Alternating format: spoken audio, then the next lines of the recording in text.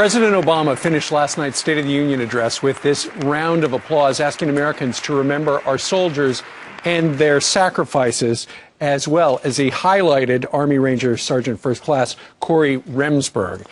But the president's message is not being received so well by some of the men and women who served at Fort Hood in Texas. Remember, that was the site of the 2009 massacre by terrorist Nidal Hasan. He screamed Allahu Akbar as he shot and killed 13 people and injured 30 others. The government refused to classify his attack as terror, which many feel it was, and instead Eric Holder's Justice Department referred to it as workplace violence instead. That left the soldiers who serve at Fort Hood feeling forgotten. Now they can't even collect the same kind of benefits they would if it was classified a terrorist event. Retired Army Staff Sergeant Alonzo Lunsford was one of them. He attended last night's State of the Union address, and he joins us live from Washington, D.C. Good morning to you, sir. Good morning, sir. Staff Sergeant, I know that a number of senators and congressmen have been working to bring you justice, which you feel the White House has not done. How disappointed were you that the president did not address your problems? Well, I was extremely disappointed because in listening at the whole format of the State of the Union address, listening to it, the president was basically talking about the country as a whole. But the underlying message is that, as we say in the athletic world, it's not about the me, it's about the we. And I was very honored to see that the Ranger was recognized last night, and it actually brought me to tears. But it also made me remember the 14 that I lost on the 5th of November 2009 and the other 31 survivors of that terrorist act of that day.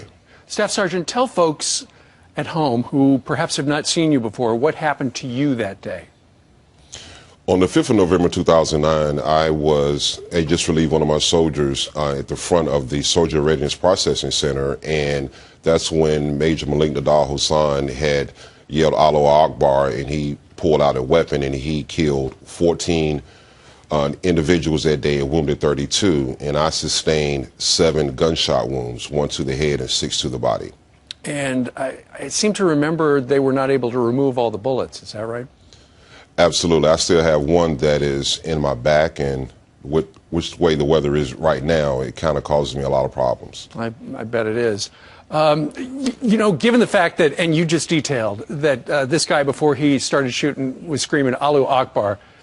Yes. We all know that it was terrorism, but Eric Holder's Department of Justice has refused to refer to it that way, and Hasan was convicted.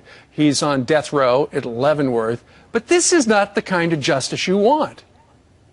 No, it's not. And one of the things that I would like to point out is that for Mr. Eric Holder to even make a statement like that, you know, that's to be expected from someone that has never served in the military or has even gone to visit our troops in theater or out of theater. So I basically look at it as him being in a state of confusion right now, but that's why he needs to rely on his staff so that he can be brought into the light to get the right answer so he can say the right thing. Staff Sergeant, you've been thinking about this for years now. Why is it this administration would not classify Fort Hood as an act of terror? Instead, it was just something about, yeah, some guy at work went crazy one day.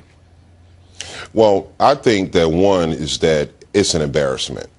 However, that's where the powers that be are not giving the American people the benefit of the doubt because we're very resilient. Yes, it's an embarrassment. We bounce back and we can move forward. And the most important thing is so that it will not happen again.